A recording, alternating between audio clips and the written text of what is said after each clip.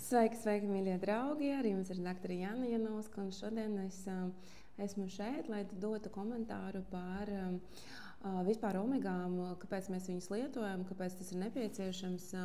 Un, jā, kā tad izvēlēties savu riktīgo omega-3, cik bieži ir jālieto, vai ir jātaisa pauzes starp lietošanu omega-3, vai tas ir bīstami vai nav bīstami, un kādas ir nepieciešams arī certifikācijas, ja mēs runājam par kādu preparātu vispār izvēlēties. Jo šobrīd, protams, es dzirdu no saviem pacientiem, kad ir tik liels un plašs piedāvājums spektrs, ka cilvēki vienkārši pazūd tajā visā okeānā ar mārketingu, ar visiem mūsu pār un pret.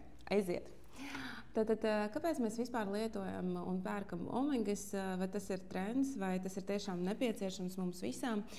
Principā omega-3 ir tādas neaizstājamās augstskābes, labās augstskābes, kuras tik tiešām pilda ārkārtīgi daudz nozīmīgas funkcijas mūsu organismā. Pirmkārt, aizsargā mūsu sirdsapziņas saslimšanu riskus, kā arī sievietēm pilda hormonālo funkciju. Un, ja mums pietrūks šie labie tauki, tad tiešām mūsu hormonāla sistēma ir ļoti nedrošā stāvoklī, un sievietēm ir īpaši vecumā pēc 30-35 gadiem ir ārkārtīgi liels risks, kad var attīstīties agrīna olnīcu izsīkšana, līdz ar to arī agrīna menopauze. Un arī šis menopauzālais periods var atnākt ātrāk. Un tie simptomi būtu arī daudz spilgtāki. Mēs zinām, ka premenopauzālais periods sākās sievietēm vecumā ap 40 gadiem, 42 gadi, tad jau mums olnīca sāk sintezēt mazāk estrogēnu un progesteronu, un šīs labie tauki, jeb arī omega-3, omega-6, par omega-9 mēs varbūt tik ļoti nerunāsim, jo omega-9 arī organisms pats var ļoti labi sasintezēt un sekretēt. Ja?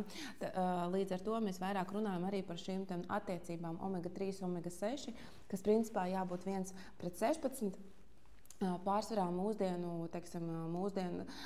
šajā western type of diet, jeb junk food ērā un arī piesātinātā tauku ērā, protams, šīs starpības un attiecības ir savādākas, un tas augsti paaugstina mūsu sirdsasinsvadu saslimšanas risku, aptaukošanās risku, kas nozīmē, ka tauki arī krājās ap vēderu, un šis tauku saturs ap vēderu, jeb daudzums ap vēderu mums ļoti paaugstina gan holesterīnu asinīs, ir tīpaši triglicerīdu, kas ir niknais holesterīns, gan arī, protams, rada mums tādu hronisku latēnu iekāsmu. Līdz ar to turpinam tēmu par omegām. Omega-3 ir ārkārtīgi būtisks, un es ļoti lūdzu jūs arī pievērstam uzmanību, ka viņas ir jālieto, jo mēs ar ikdienu, ar uzturu mēs vienkārši nevaram viņas tik daudz arī apēst, un mūsu organisms, diemžēl, arī nespēja viņas arī sasintezēt un arī sekretēt. Ja?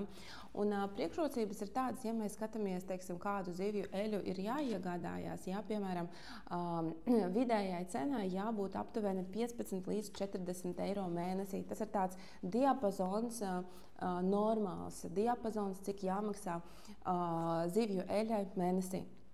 Ja cenas ir daudz augstākas, tas ir jau brandings, jā, tad mēs jau runājam par mārketingu, mēs jau runājam par to, ka, teiksim, visticamāk šeit vienkārši ir arī vai nu papildus kaut kādas vērtības sastāvu ziņā, tad lūdzu atbildēt uz jautājumu, kas ir šim mega līdzeklim, jo, protams, cenu uz burciņas var uzlikt jebkādu, arī 300 eiro, jā, par kompozīciju, arī 70 eiro par kompozīciju, bet, es tagad varu runāt tikai par savu, teiksim, izvēli, ejot uz veikalu, ko es gribētu iegādāties un cik es esmu gatava samaksāt par produktu. Ja? Tas ir līdzīgs kaut kas, teiksim, iegādājoties smaržas, jā, tad mēs skatāmies, kas ir uzrakstīts uz burciņas, jā, vai tas ir brands, un mēs samaksājam par brandu, jā, vai mēs skatāmies uz sastāvu, jā, un uz certifikātiem. Tātad vidējais diapazons zivju eļai vajadzētu svārstīties līdz 50 eiro līdz 40 eiro mēnesī. Vidējais apjoms, cik mums ir jālieto, aptuveni 1000 mg EPA-DHA kopējais sastāvs, jā, varētu būt līdz 2000 speciāli grupas pacientiem vai cilvēkiem, ja? Bet, protams, vairāk nevajadzētu lietot. Un, ja mēs runājam vispār, kāda ir starpība starp zivju eļu un kāda ir starpība par krilu eļu, Tātad, principā, zivju eļļa un krila eļļa ir divi populāri omega-3 augstskābju avoti. Un, protams, katram ir savas priekšrocības, ieguvumi un arī, protams, pretargumenti. Zivju eļļas ieguvumi ir tādi, ka viņas ir diezgan bagātas ar EPA un DHA, ja, būtisks augstskābes, kas palīdz mazināt mums iekaisumu organismā, arī saglabāt mūsu hormonālo sistēmu un arī ādas kvalitāti. Ja. Pieejamība, kā mēs jau runājam, un efektivitāte, tātad ir pieejamāka nekā krila eļļa, jo viņa arī ir lētāka, un pierādījumi ir diezgan bagāti. Ja? Zivju eļļai tiešām ir ļoti daudz klīnisko pētījumu, un mēs arī pamedā visu varam redzēt scientific background. Ja? Kāda ir mīnusi zivju eļļai? Tātad, pēcgarša. Zivju eļļai ļoti bieži ir pēcgarša. Ilgspējības jautājums, tātad pastāv bažas par pārzveju un zivju eļļas ražošanas ietekmi uz vidi un biopieejamību. Ja? Tātad omega-3 ir triglicerīdu formā un varbūt nebūtu tik ļoti efektīgi uzsukšanās process, kā tas notiek, piemēram, krila eļļai, kur ir fosfolipīdu. Šis eļļas fosfolipīdu formas omega-3, kas arī vieglāk un labāk uzsūcās. Ja? Krila eļļas ieguvumi ir arī tādi, kad bez šīs fosfolipīdu formas antioksidanti satur astaksantīnu. Jā, tas ir vienkārši defaultā ieprogrammēti. Jā, šīs astaksantīnu sastāvs, kas palīdz papildus cīnīties pret iekaisumu un oksidatīvo stresu. Un mēs zinām, ka oksidatīvais stress gan rada mūsu organismā hronisku latentu iekaisumu, gan arī pātrina novecošanās procesus un asinsvados arī padara pangu nestabilu. Ja mums ir oksidēts aterosklerozes panga ar oksidācijas pazīmēm, tad panga vienkārši ir nestabila, irdena, var atplīst un radīt arī augstākus riskus uz infarkta insulta attīstību. Ja? Līdz ar to papildus vērtība būs krila eļļai no manas puses, kad viņai ir šīs astaksantīnas, kas arī pilda antioksidatīvās īpašības. Jā, tātad secinājumi ir tādi, gan zivju eļļa, gan krila eļļa piedāvā mums unikāls priekšrocības, kuri mums ir nepieciešams, taču ir jāskatās uz to, kāda jūsu ir šīs dienas fokus, vai jūs vēlaties lietot fonā vienkārši, jums nav nekādas striktas indikācijas, ka jums ir augsts iekaisuma process organismā, vai jums ir tendence uzkrāties ar smagiem metāļiem. Jā, piemēram, pēdējo laiku es ļoti bieži redzu saviem pacientiem oligoček, jeb fotospektrometrijā ādā šī kumulācija ar smagiem metāļiem, un tas, protams, arī mani kā ārsti, kā zinātniece, es vienkārši uzdodu sev jautājumu, vai suplementos un arī lietojot zīvis, konservētās zīves, piesārņota gaisa, vai tas var ietekmēt mūsu šo paaugstināto līniju, ko es redzu un novēroju saviem pacientiem ar smago metāļu kumulāciju. Jā, tā tas ir, tāpēc es piedāvāju pēdējo laiku lietot vairāk attīrītos produktus, kur ir mazāk kumulējās smagie metāļi. Un kā mēs zinām, krila eļļā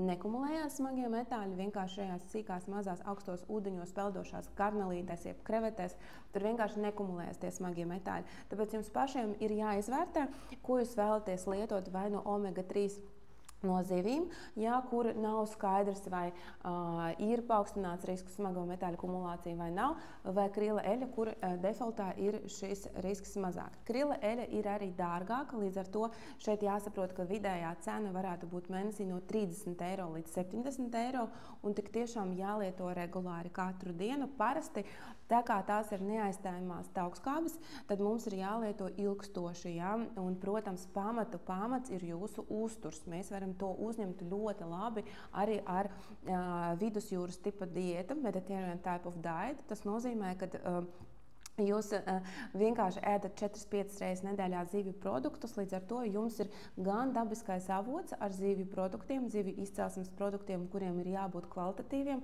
plus jums ir kvalitatīvs suplements zivju eļļas vai krila eļļas formā. Tagad par standartiem un certifikācijām. Ļoti svarīgs jautājums, ja? Standarti un certifikācija uzturu bagātinātājiem. Klausieties, svarīgie standarti ir GMP, Good Manufacturing Practice. Tas ir ārkārtīgi svarīgi nodrošināt pareizus ražošanas procesus. Ja?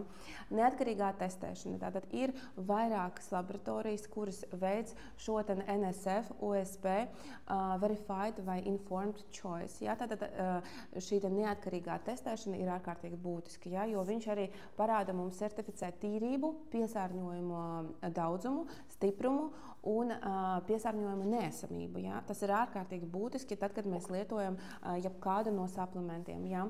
Un vēl ir ilgtspējības certifikācija, ja? Zivju eļai, tas ir Marine Stewards Council, MSC, Friends of Sea, un krila eļai tas ir certifikācija CCAMLR, tas ir Antarktīdas jūras resursu saglabāšanas konvencija.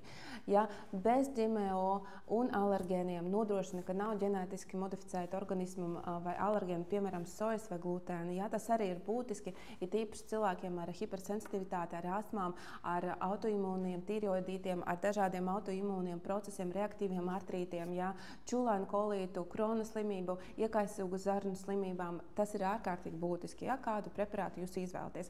Tātad Wrap Up un Summing Up, smagie metāļi zivju eļai un krila eļai, riski zivju eļai, dažreiz var būt smagie metāļi, pēdas, ja tās nav pareizi attīrītas. Ja.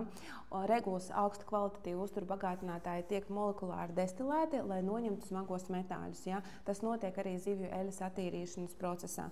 Krila eļas priekšrocība tā, kā krilas ir barības ķēdes apakšā, tie retāk uzkrāj smagos metāļus salīdzinājumā ar lielām zivīm. Tas ir vienkārši fakts. Līdz ar to zivju eļas ražošanā krila eļas, ja mēs salīdzinām, jā, tad tur būs mazāk. FDA loma, FDA uzrauga uzturu bagātinātāju ražošanās, bet neapstiprina tos pirms nonākšanas tirgu. Tas ir būtiski, tāpēc būtiski neatkarīgā testēšana. Ja? Skatieties, vai uz jūsu burciņas ir uzrakstīts neatkarīga testēšana certifikāts, un jūs to varat redzēt. Ja? Summing Up, Wrapping Up, tātad zivju eļas sastāvā ir šīs triglicerīdu forma. Jā, triglicerīdu forma mums druscitiņas vājāk uzsūcās nekā fosfolipīdu forma. Krila eļā vēl papildus ir antioksidants asteksantīns, kas vēl uzlabo mums šo antioksidatīvo spēju, un arī smago metāļu kumulācija krila eļā ir daudz mazāk nekā zivju eļai. Taču cena krila eļai ir daudz augstāka, zivju eļai būs zemāka cena, izvēle ir jūsu. Galvenais sekot līdz savam uzturam, pilnvērtīgam uzturam, bagātam ar omega-3 saturošām produktiem, un lūdzu atcerieties, veselība ir mūsu prioritāte un skaistums ir atalgojums. Ar jums ir jūsu daktore Jāna Janovska, preventīvās medicīnas ārste, medicīnas zinātņu doktore, ar mīlestību jums.